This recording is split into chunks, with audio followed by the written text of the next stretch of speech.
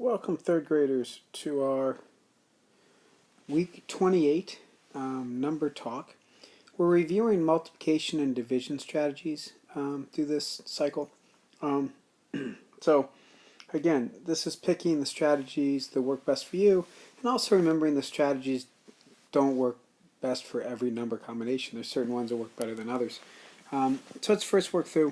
If we had 32 groups of 15, remember we can also write that as, it'll also be written as 15 groups of 32.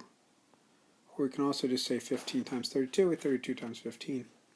It doesn't matter the way you want to say that because of commutative property. So when we think about making landmark friendly numbers, it's just that. What numbers do you like to work with?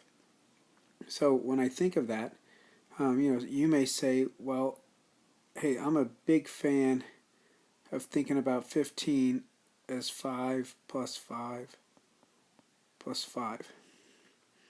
So 32 fives plus 32 fives, 32 fives. Maybe you're a big fan of doing it by twos. I don't know if I'd want to do 7 twos and a 1, but you could. Maybe you do it by threes. Ultimately, or maybe you just look at it this way, which is really kind of lending itself also to making friendly numbers, but also partial products. Maybe you look at it as 32 10 plus 5, because 32 tens is 320. Okay, then you recognize, oh, well, 5 is half of 10, so half of 320 is 160. Right? So then we know we have an answer of 480. So the making landmark or friendly numbers is just that, to work with the numbers that are friendly to you. Let's look at partial products another way. Maybe you don't break up the maybe you keep the 15 and we say, well, we're going to break this up as 10 plus 10 plus 10 plus 2, because we like to multiply by tens. Okay? Because then you would have 150 plus 150 plus 150 plus 30. So if you think about this, there's your 300 plus 150 plus 30. So you still end up with your 480. That's only one way to do partial products. It's not the only way. Doubling and halving really only has one way when we think about it. And doubling and halving is not the best way. I mean, if you have the number like 32, 16, 8, 4, 2, 1, obviously doubling and halving is great. If you have the number 25, which you can go 25, 50, 100, doubling and halving is great. After those two, the number combinations aren't always the same. So think about doubling and halving. Well, half of 32 is 16. Half of 16 is 8. Half of 8 is 4.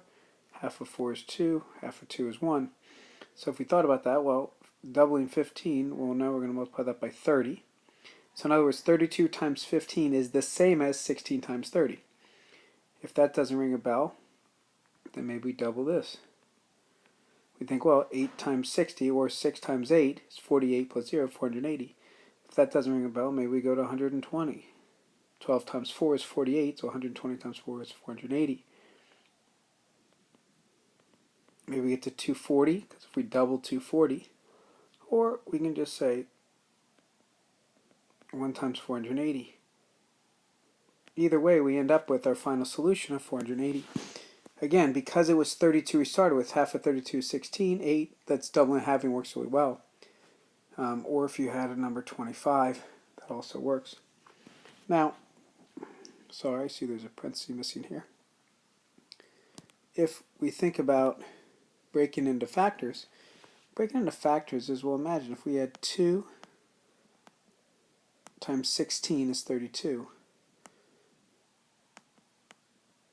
3 times 5 is 15. Well, the nice thing here is we know that 2 times 5 is 10. Now, I know 16 times 3 is 48. You may not know that. You make Mr. Harrison, I wouldn't know that. Well, but you do know 3 tens is 30. 3 sixes is 18. 30 plus 18 is 48. So you could apply actually partial products or another strategy within another strategy to be left with, well, 10 48 is 480. Now, within partial product, another way to look at it, and I'm going to show it to you as parentheses, but I'm also going to show you it as an area model. I think it might make more sense. Another way to look at partial products is you could say 30 plus 2 and 10 plus 5. What happens when people do this, though, they tend to forget that 30 is being multiplied by the 10, 30 is also being multiplied by the 5. Same as the 2 is being multiplied by the 10, 2 is also being multiplied by the 5. So to make sure you don't make that mistake, the area model comes into play. If you think about the area model, well, we still have our 30, we still have our 2, we still have our 10, we still have our 5. Well, 30 tens is what? 300. 2 tens is 20. 35 is 150. 5 twos is 10. So when we think to add these all up, it's no different than what we had over here. So we're left with 300 plus 150 plus 20 plus 10, which gives us again a total of 480. So, these are the different ways that you can multiply. The area model one, you did not see that during a number talk. I mean, that's something you would have seen during class time. But I just wanted to show you how it's just partial products. I mean, the area model is another way to look at partial products, just to get you thinking about it, to say the least. So again, if you have any questions, please feel free to ask your teacher. But that's the multiplication part. Now, we want to look at the division part. So with division, we have really the most practical way is partial quotients, but I don't want to discredit the fact that you also can do multiplying up. So let's look at kind of our options. When we look at partial quotient, there's really two different ways you can do partial quotient. You can either do it where you look at it as saying, okay, we have 368. We know we're sharing that with 12 people, and we say, well, okay, well, I know 12 times 20 is 240. Oh, well, I know 12 times 10 is 120. Oh, and I have 8 left. Well, 12 doesn't go into 8. So technically I have 20. Sorry, technically I have 30. I apologize for my sloppiness. Let me erase that. Try that again. So yeah, technically, look, 20 and 10, so I have 30 with a remainder of 8. So that's one way to look at partial quotients.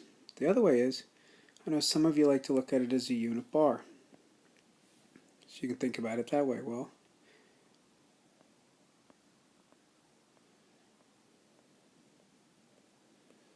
so we have 12 bars. Again, we could put in the 20 and recognize that goes all the way across. Again, that gives us our 240. We can put in the 10, recognize how that goes all the way across. When we add those up, that's only 360. So we still have our 30 remainder of 8. Or, if you think about it fractionally, when you have 8 left, you have 8 1/12s left. So it also could be written as 30 and 8/12s, and you could simplify that into, excuse me, 2/3, 30 and 2/3. But that's, we really focused it all on the remainder. Now, with the multiplying up, what you would have done was just that. You would have said, well, okay, I'm going to start with, well, I know 12 times 20 gives me 240.